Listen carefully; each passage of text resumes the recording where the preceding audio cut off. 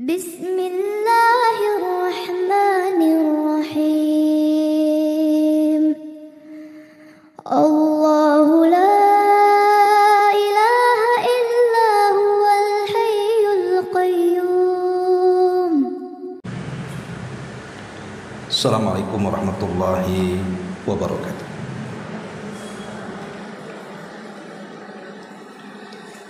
Alhamdulillah wassalatu wassalamu ala Rasulillah wa ala alihi wa sahbihi wa mawalah wa la hawla wa la quwwata illa billahi wa ba'd. Alhamdulillah, di pagi duha ini kita masih bisa berkumpul di Masjid Nurul Hidayah. Kemudian juga salawat dan salam tetap kita hadiahkan kepada Rasul kita Nabi besar Muhammad sallallahu alaihi wasallam. Baik, kita akan lanjutkan kajian kita masih membahas kitab 175 jalan ke surga. Dan kita masuk pada poin ke-25, halaman 74, tentang keagungan membaca ayat kursi. Dan sesungguhnya ayat kursi adalah salah satu sebab jalan menuju surga. Di sini Nabi sallallahu alaihi wasallam bersabda, "Man qara'a ayatal kursi dubura kulli salatin lam yamna'uhu min dukhulil jannata illa an yamuta."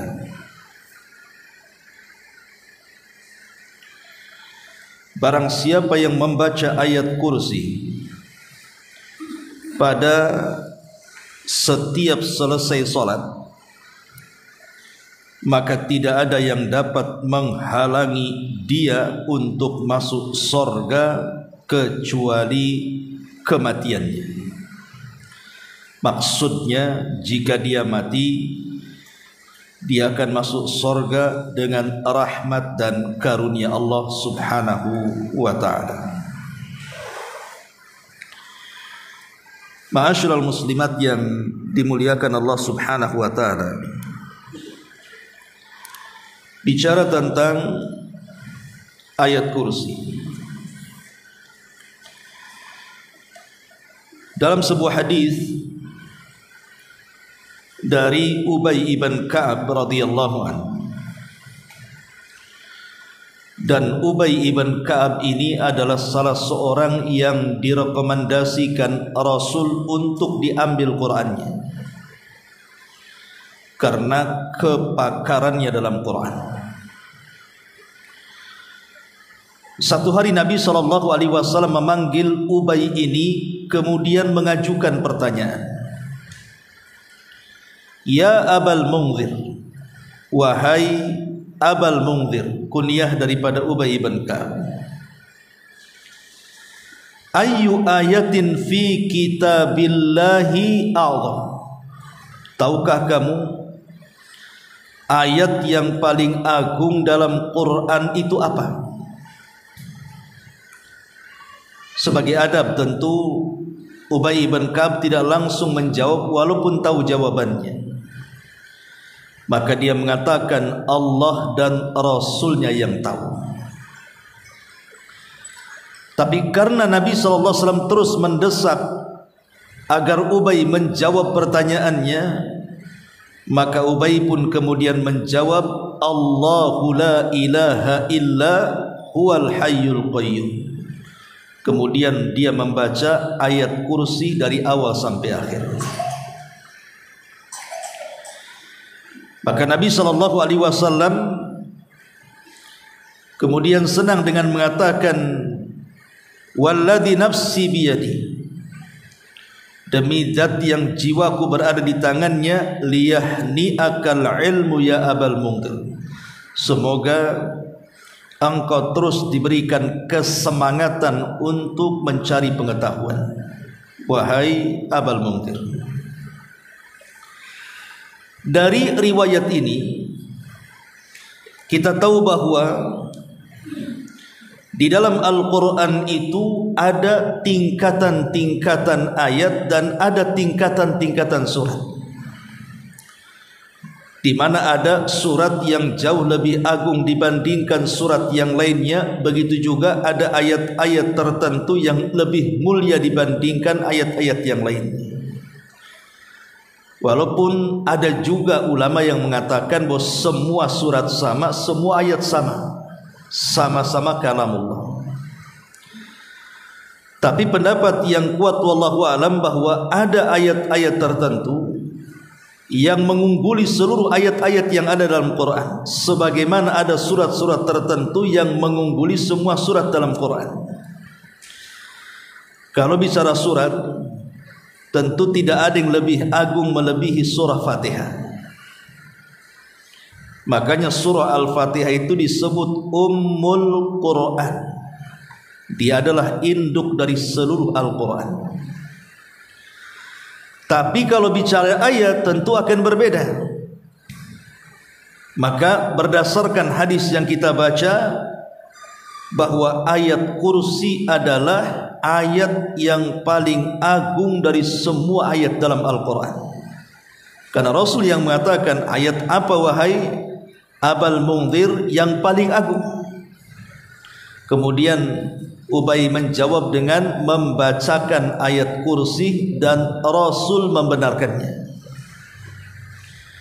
Jadi kita sedang bicara tentang ayat teragung di dalam Al-Quranul Karim, disebut dengan ayat kursi.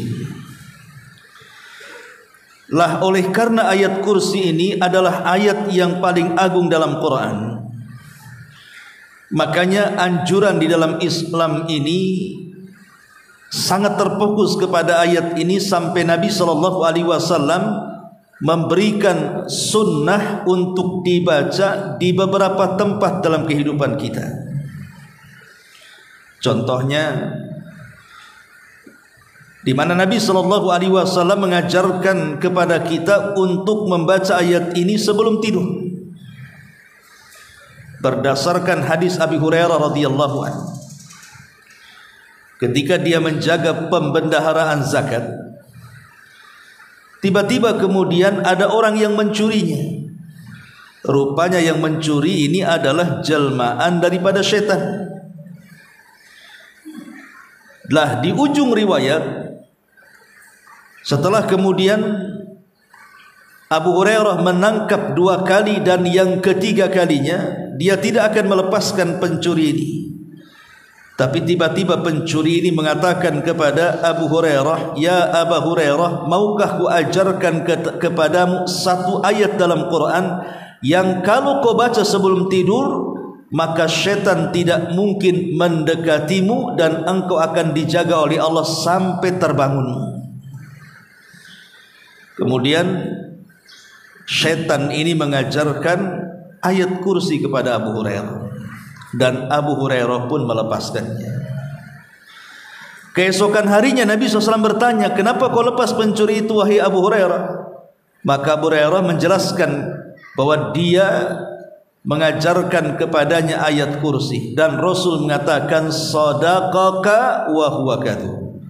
Untuk hal ini dia benar, tapi yang lainnya yang namanya setan itu pendusta.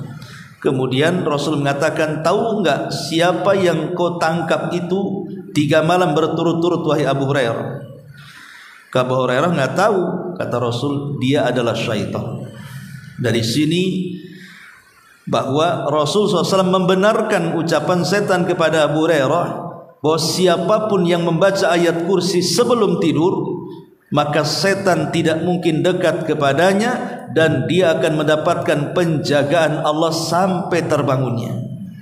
Ini yang pertama. Yang kedua, juga dianjurkan membaca ayat kursi itu saat kita mengalami ketakutan. Jadi kalau ibu sendirian dalam rumah, suami tak ada, hujan pula deras, listrik pula mati, anjing tetangga pula ribut aja. Ya. Sekali lilin tak ada, handphone baterai low bed, kan ketakutan jadinya. Ya. Lah dalam posisi ketakutan itu, maka baca saja ayat kursi. Baca ayat kursi karena ayat ini bisa menangkal godaan-godaan setan. Karena ketakutan itu selain daripada tabiat setiap manusia punya watak seperti itu, ada yang ditimbulkan dari godaan setan. Memang setan datang untuk menakut-nakuti kita. Mungkin lewat bayangan, gorden goyang-goyang disangka setan. Mungkin boleh jadi dengan bunyi-bunyi, seng pula ribut karena kena angin. Mungkin boleh jadi karena sebuah suara angin dan begitu seterusnya. Setan itu akan menggunakan semua media untuk menakut-nakuti kita. Maka untuk supaya rasa takut kita hilang, maka baca ayat kursi. Kemudian yang ketiga, inda dukhulil baiti, saat masuk ke dalam rumah. Makanya ada asar dari Abdurrahman ibn Auf radhiyallahu an, apabila dia masuk ke rumahnya, maka dia akan menuju pojok-pojok rumah kemudian membacakan ayat kursi. Untuk apa? Tujuannya adalah untuk mengusir setan dari rumah. Itu asar daripada Abdurrahman ibn Auf radhiyallahu an. Atau seperti bab yang kita baca hadis hari ini, kita diperintahkan atau dianjurkan membaca ayat kursi setelah sholat. Ya. Jadi man qara'a ayatal kursi ba'da kulli salatin mafruḍatin lam yamna'uhu min dukhulil jannati illal maut. Siapa yang membaca ayat kursi setelah sholat, maka tidak ada yang mencegahnya kecuali kematian. Artinya dianjurkan dibaca setelah sholat wajib, ataupun dijadikan zikir pagi dan petang.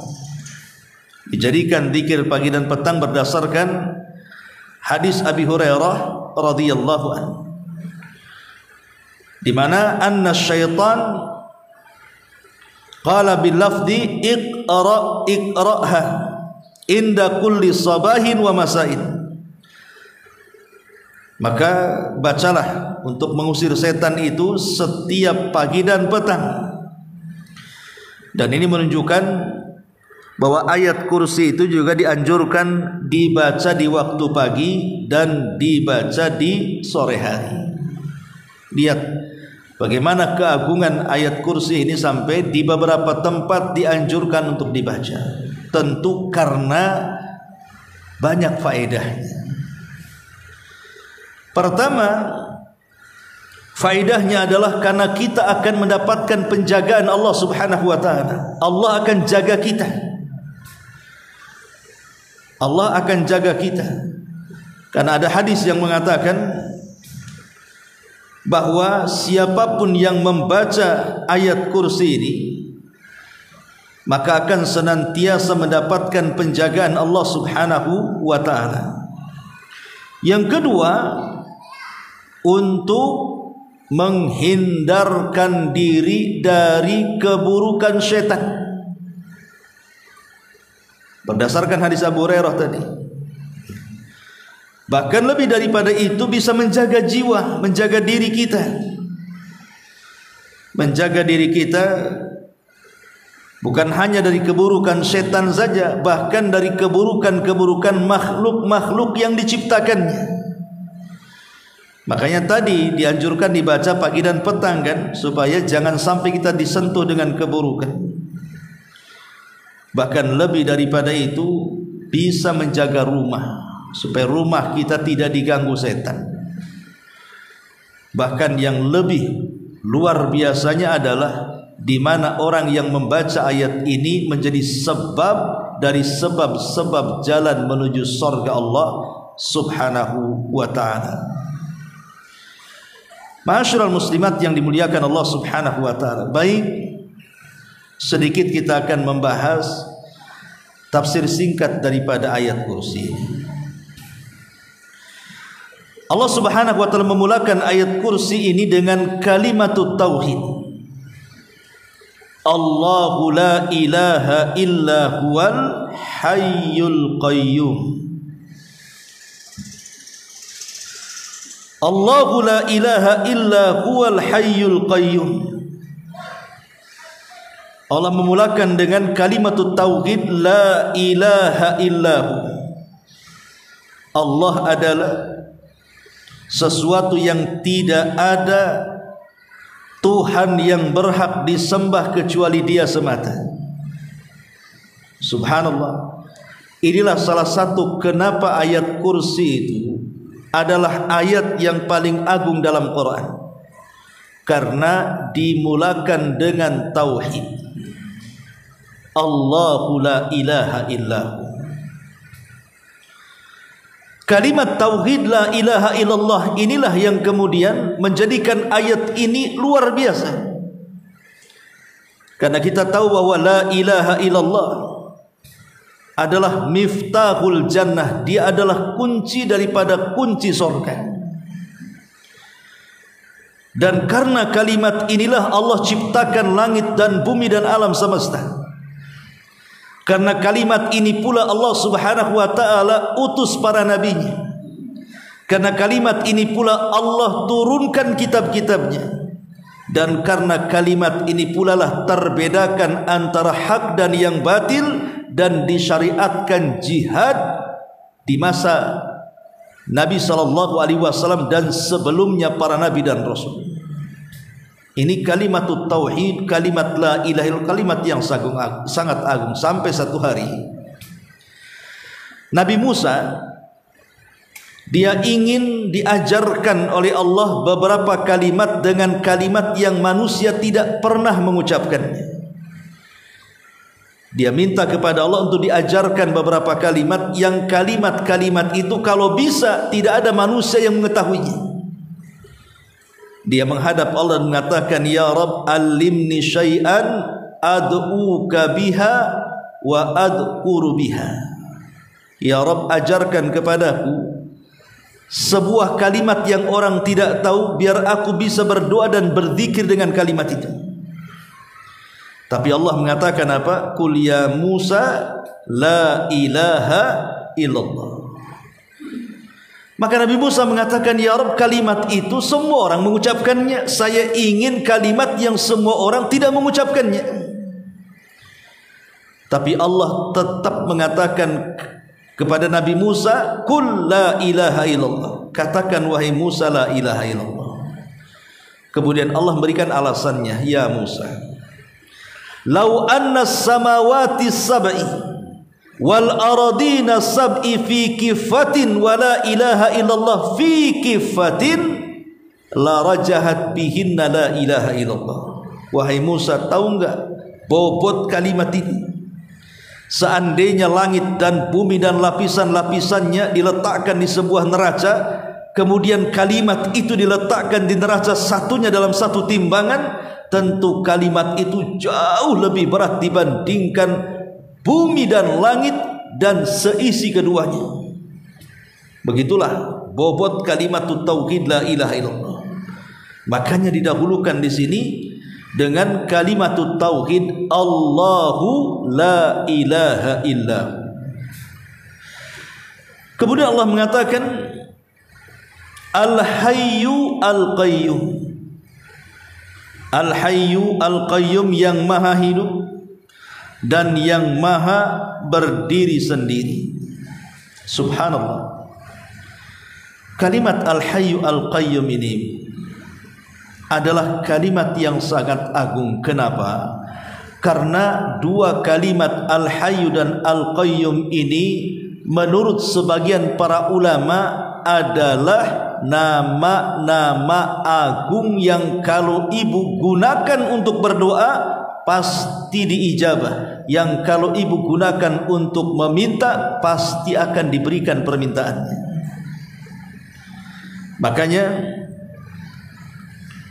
ada sebuah riwayat dari Abu Umamah radhiyallahu anhu. Beliau mengatakan, Ismullahil a'zam alladhi idza du'iya bihi ajab.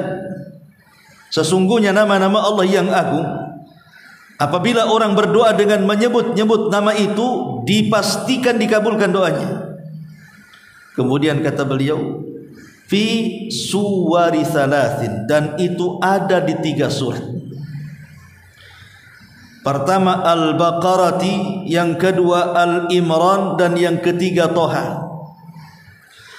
Adapun dalam Al-Baqarah, Allah mengatakan dalam surah atau ayat yang kita sedang baca, ayat kursi, karena ayat kursi bagian daripada surah Al-Baqarah.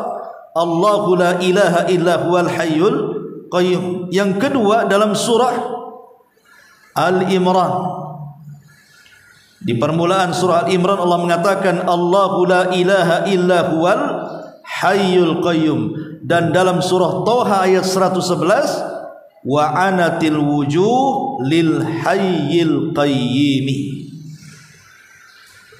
Inilah 3 surat dalam Quran yang memuat kalimat Al-Hayy Al-Qayyum, dan oleh sebagian para ulama dianggap sebagai 2 nama yang sangat agung, yang kalau kita berdoa dikabulkan, yang kalau kita minta pasti diberi. Lihat, ayat kursi dimulakan dengan Ismul A'zam, nama Allah yang sangat agung, Al-Hayyu Al-Qayyum. Dan kalimat Al-Hayy artinya Allah Maha Hidup, dan Allah tidak pernah didahului dengan kematian, dan tidak mungkin juga diakhiri dengan kematian. Allah itu akan senantiasa dan terus menerus, dan akan langgeng dalam sifat kehidupannya. Adapun Al-Qayyum berdiri tegak, berdiri sendiri, tidak berhajat kepada siapapun, bahkan yang lain berhajat kepada Allah Subhanahu wa taala.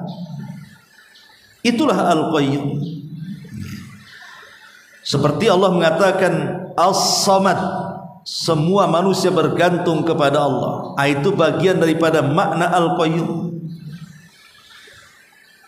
Ma'asyiral muslimat yang dimuliakan Allah Subhanahu wa taala, ketika kemudian setelah Allah menyebutkan 2 namanya Al-Hayyu Al-Qayyum, kemudian Allah mengatakan la ta'khudhuhu sinatun wa la naum. Allah tidak mengantuk dan tidak pula tidur.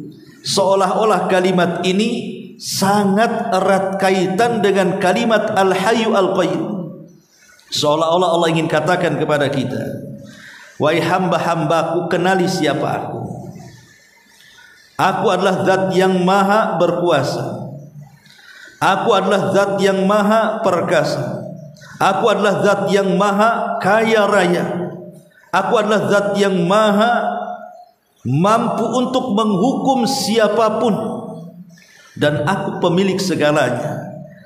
Artinya kalau kalian sedang berhajat kepada aku, mintalah kepada aku. Kalau kalian memang memiliki memerlukan pertolongan, mintalah pertolongan kepada aku. Kalau kalian berhajat kepada rizki, mintalah rizki kepada aku. Kalau kalian sedang dalam kondisi terkena musibah, maka berdoalah kepada aku. Karena aku tidak mungkin disentuh dengan perasaan takut, perasaan kantuk, apalagi tidur. Semua permintaan kalian pasti ku dengar dan ku ijabah. Itu makna Al-Qayyum. Kemudian setelahnya la ta'khudhuhu sinatun wala naum. Allah tidak akan pernah tidur. Karena kalau Allah sekali-kali tidur kayak kita, sekali-kali tidur umpamanya, kasihan nanti saat hambanya berdoa Allah tak dengar, karena dia tidur kan.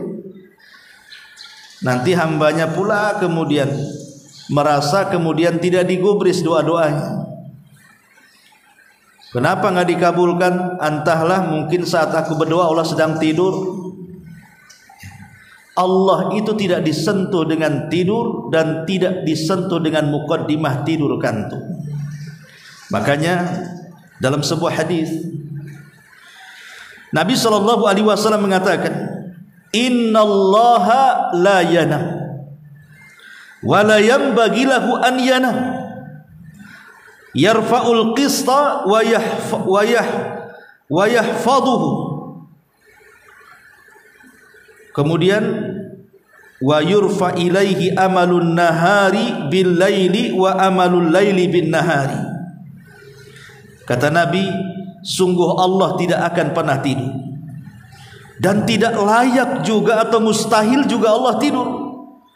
Dia akan mengangkat dan menurunkan timbangan mizan dan amal manusia pada setiap siang hari diangkat kepadanya, dan setiap malam hari juga amalannya akan diangkat, dan amal manusia pada malam itu akan senantiasa juga diangkat seperti siangnya. Jadi kalau Allah Subhanahu wa taala tertidur, macam mana orang-orang yang kemudian memanjatkan doa? Ada orang yang sedang sedih, pengen penyakitnya sembuh, bermunajat kepada Allah, minta kesehatan, rupanya yang diminta sedang tidur. Ada orang yang kemudian sedang kemalangan ekonominya, minta kepada Allah agar supaya ekonominya dilancarkan, rupanya yang diminta sedang tidur. Nanti banyak kemudian permintaan hamba tidak dikabulkan karena dia tidak tahu masalahnya. Menunjukkan bahwa dua sifat ini bukan sifat Allah. Karena mengantuk dan tidur itu adalah sifat yang kurang sempurna. Karena dua perkara itu sudah Allah anugerahkan kepada siapa? Kepada kita. Makanya Allah mengatakan wa min rahmatihi an ja'ala lakumul laila wan nahar litaskunu fihi wa litabtagu min fadlihi wa la'allakum tashkurun. Dan karena rahmatnya Dia jadikan untuk kamu malam dan juga siang, supaya di malam hari kalian bisa tidur, bisa istirahat, dan di siang hari kalian bisa mencari nafkah dan rezeki. Jadi dua sifat ini sempurna bagi manusia, tapi tidak sempurna bagi Allah Subhanahu wa ta'ala. Sebab kalau seandainya ada manusia tidak pernah ngantuk, ada manusia tidak pernah tidur, maka kita katakan sakit orang itu. Kan ada itu penyakit yang tidak bisa tidur kan, sampai dia baru bisa tidur kalau minum obat gitu, penenang, baru dia bisa tidur. Dan kalau dia bisa tidur kemudian terbangun tuh sehat luar biasa. Ya, karena ngantuk dan tidur itu bagian dari kesempurnaan sifat manusia. Tapi ini tidak berlaku kepada Allah Subhanahu wa ta'ala. Sebab kalau seandainya Allah tersentuh dengan sifat ngantuk dan tidur, bahaya, Bu. Bahaya sekali. Kenapa? Ada satu kisah di zaman Nabi Musa. Jadi Nabi Musa alaihi salatu wassalam bertanya kepada Jibril, apakah Rabb kita ini tidur wahai Jibril? Seperti kita kadang tidur kadang tidak tidur gitu ya. Maka Allah Subhanahu wa ta'ala perintahkan kepada Jibril untuk membuat perumpamaan. Diambillah dua bejana berisi air. Kemudian Nabi Musa disuruh untuk memegang keduanya, berdiri tegap, jangan bergerak. Sampai kapan? Nanti kau lihat, kau akan tahu. Akhirnya dipegang begini terus. Lama Nabi Musa tidak tahan berdiri, akhirnya duduk. Tapi tetap dia pegang seperti ini. Ketika dia terduduk, tak tahan ngantuk, tiba-tiba terkejut bahwa bejana di salah satu tangannya jatuh, kemudian tumpah airnya. Kemudian beberapa saat kemudian ngantuknya makin berat, dia tidak tahan, jatuh lagi yang satunya, tertumpah airnya. Kemudian Jibril mengatakan, ya Musa, kalau seandainya Allah ngantuk sebagaimana perasaan kamu, maka kondisi alam semesta persis seperti bejana yang ada di tanganmu itu. Bisa tabrakan planet-planet itu, bisa kiamat ya. Kalau Allah sempat ngantuk apa tidur apa enggak bahaya. Ibu saja seandainya nih ngantuk ya, naik motor, nanti pulang dari Puskopkar ke rumahnya di mana ngantuk, kemudian tidur masih jalan terus, kita kira sampai rumah enggak? Kalau sampai Tamyang ya, tapi kalau sampai rumah kan enggak, bisa ditabrak orang atau nabrak orang kan gitu. Nah ini kan bahaya. Orang tidur akan ngantuk itu, ibu nih lagi masak, tidur ya. Mungkin kodeknya udah sampai kualinya tuh, jangan masuk pula kemudian ke kompornya. Lah orang manusia saja kalau tidur ngantuk ini bahaya. Mimbabil aula walillahil matsalul a'la. Maka tentu bahayanya Allah kalau sampai ngantuk dan tidur bisa menghancurkan segalanya. Makanya Allah mengatakan la ta'khuduhu sinatun wala naum. Kemudian Allah Subhanahu wa taala mengatakan lahu ma fis samawati wa ma fil ardh. Kepunyaan Allah lah apa yang ada di langit dan di bumi. Kalimat ma ini ma mausul, memiliki makna umum. Artinya semua yang ada di langit dan di bumi ini adalah milik Allah.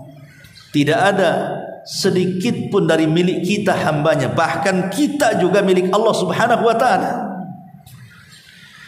Ma'asyiral muslimat yang dimuliakan Allah Subhanahu wa ta'ala. Di sini Allah Subhanahu wa ta'ala ingin menjelaskan tentang kekuasaannya. Bahwa Allah pemilik langit, bahwa Allah pemilik bumi.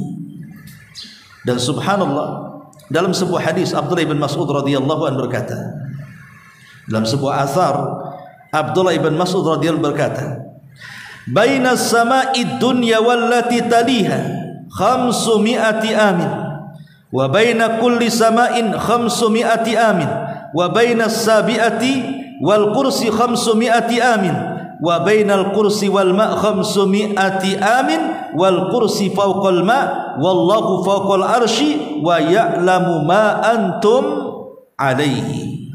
Kata Abdullah ibn Mas'ud, antara langit dunia yang kita lihat di atas itu, antara langit dunia dengan langit berikutnya itu jaraknya 500 tahun perjalanan. Begitu juga antara langit kedua ke ketiga, dari ketiga ke empat, dari keempat ke kelima, dari kelima ke keenam, dan begitu seterusnya. Itu sama jaraknya 500 tahun perjalanan. Dan apabila kemudian sudah sampai ke langit ketujuh, maka jarak dari langit ketujuh ke kursi Allah itu, yang disebut dengan ayat kursi di sini, itu jaraknya sama 500 amin, sama dengan jarak 500 tahun perjalanan. Kemudian jarak antara kursi dan air juga sama. Dan kursinya Allah itu di atas airnya, dan Allah di atas kursinya. Maksudnya bukan Allah kayak kita duduk di kursi gini, enggak. Maksud di atasnya. Dan Allah Subhanahu wa ta'ala Maha mengetahui apa yang kalian sembunyikan. Lihat di sini keagungan Allah ketika Allah menciptakan langit dan bumi. Dan kalau kita menatap ke langit, Bu, ada keajaiban luar biasa di dalam langit itu. Di sana ada namanya Baitul Uzza, tempat penyimpanan Al-Quran. Di sana ada Baitul Ma'mur, tempat tawafnya para malaikat, di mana satu hari masuk 70.000 malaikat, kemudian keluar dan tidak akan pernah kembali, diganti dengan malaikat dengan jumlah yang sama. Setiap harinya seperti itu. Di sana ada para nabi yang Rasul sallallahu alaihi wasallam jumpai pada peristiwa Isra Mi'raj.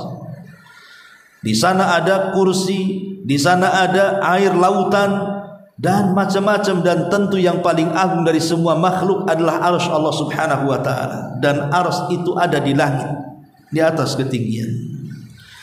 Ma'asyiral muslimat yang dimuliakan Allah Azza wa Jalla, lahu ma fis samawati wa ma fil ardh. Wa man dzalladzi yashfa'u indahu illa bi'idznih. Tidak ada yang dapat memberikan syafaat di sisi Allah tanpa izinnya. Ayat ini menceritakan tentang adanya syafaat. Nanti kalau kita berada di akhir zaman, tanda dari tanda-tanda kiamat besar yang paling akhir apa? Keluarnya api dari negeri Hijaz Yaman, dari negeri Aden Yaman.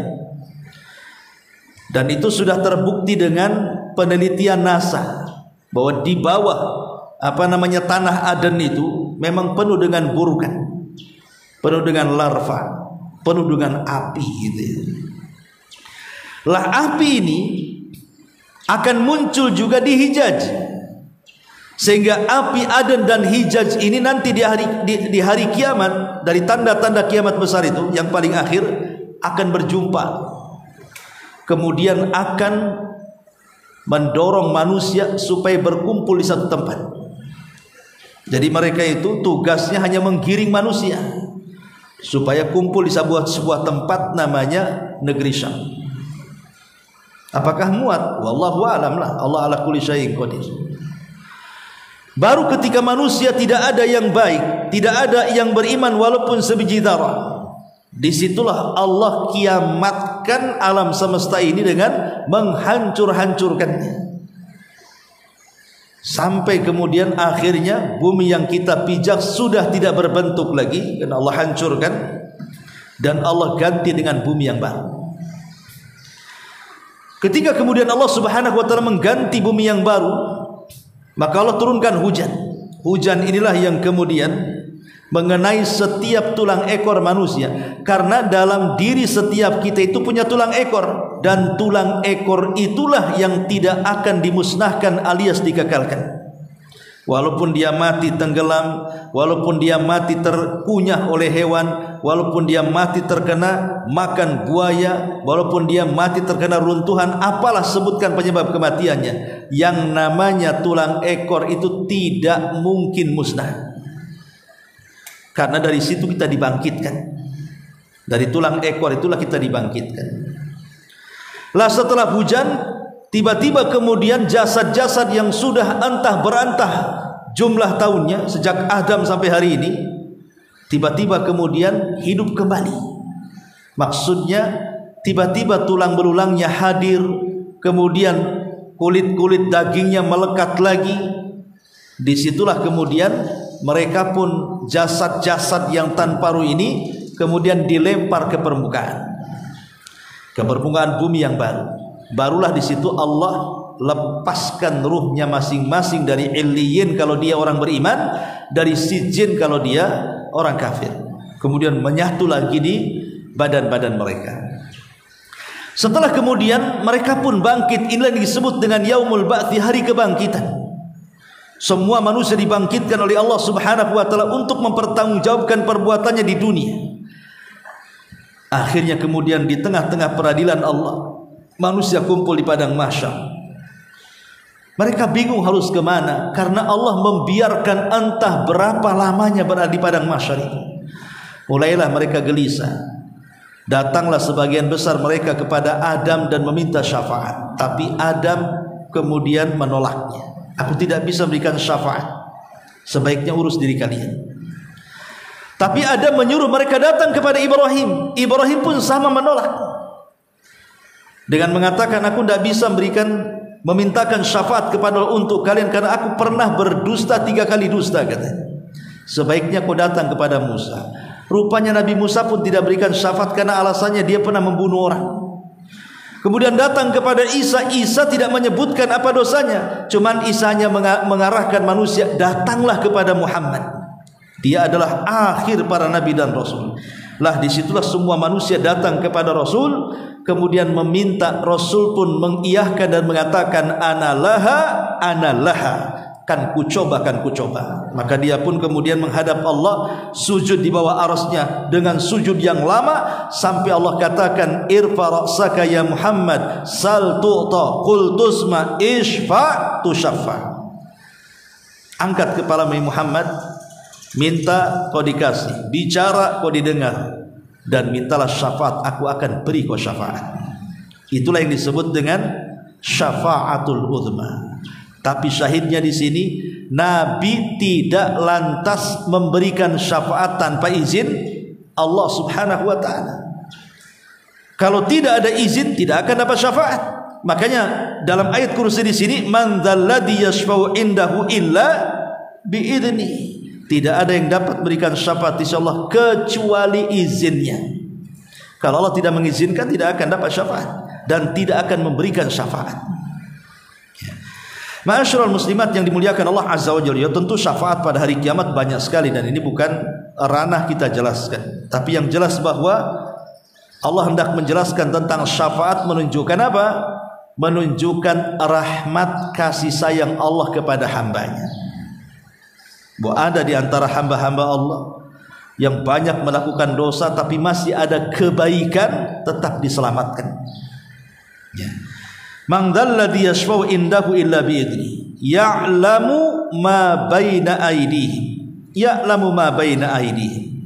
wa ma khalfahum. Dia mengetahui apa yang di hadapan mereka dan dia mengetahui apa yang di belakang mereka.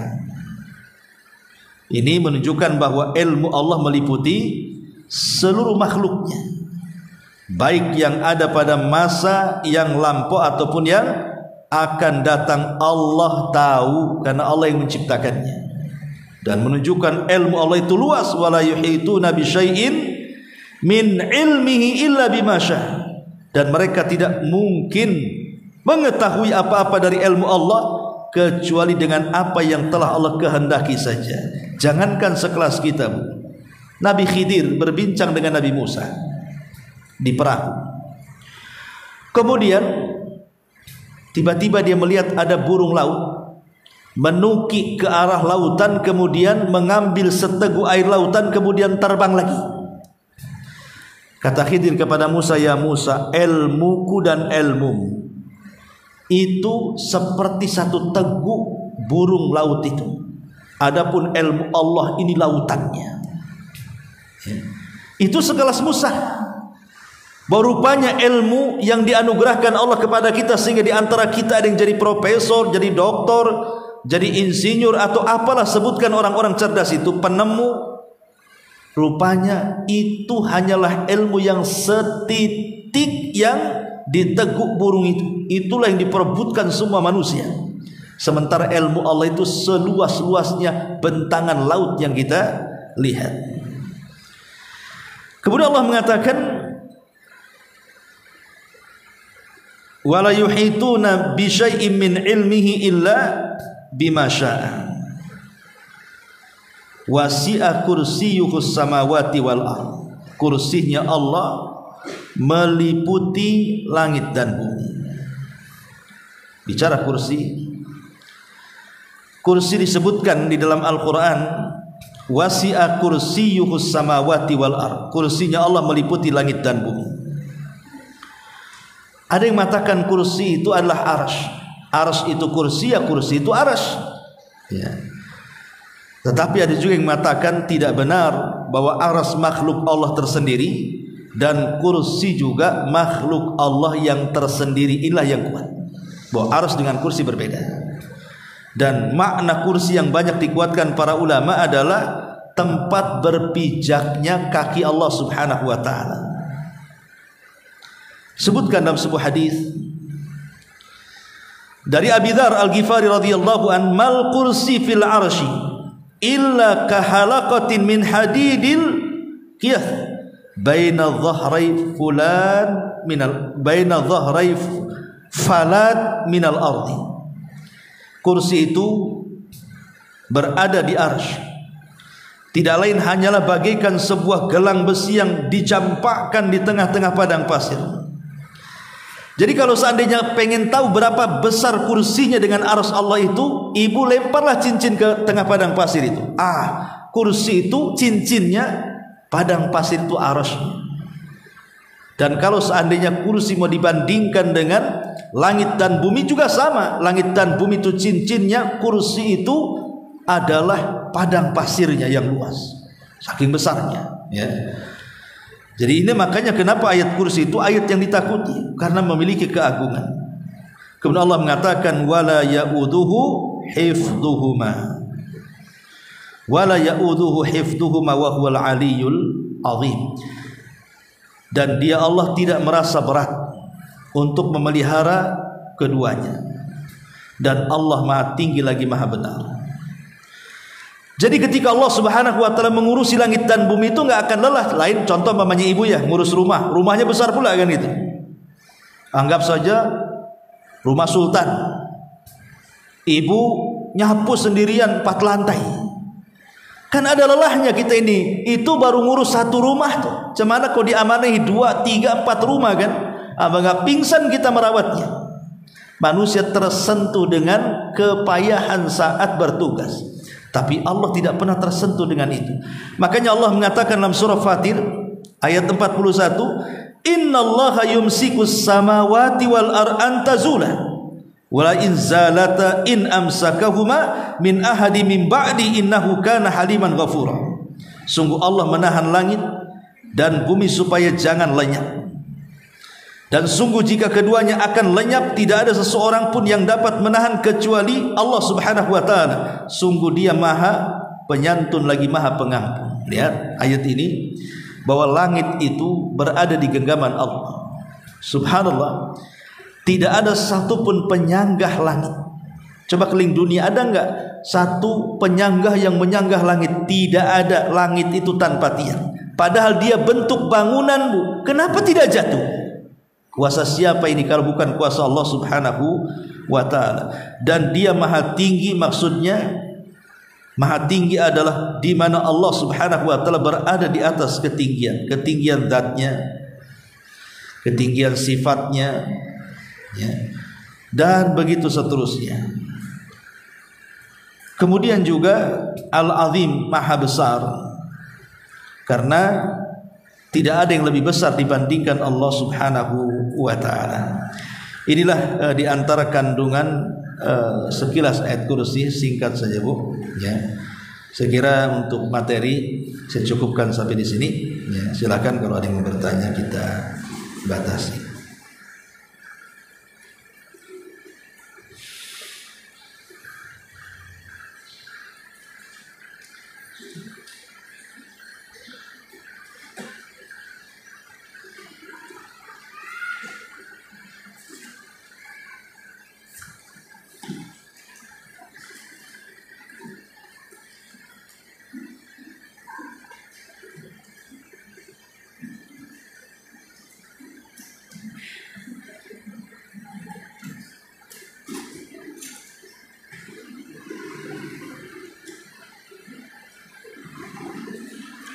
Nggak ada. Taib, kalau nggak ada kita tutup dengan doa kafaratul majlis. Subhanallah hamdika asyhadu an la ilaha illa anta astaghfiruka wa atubu ilaik. Allahu ta'ala alam. Assalamualaikum warahmatullahi wabarakatuh.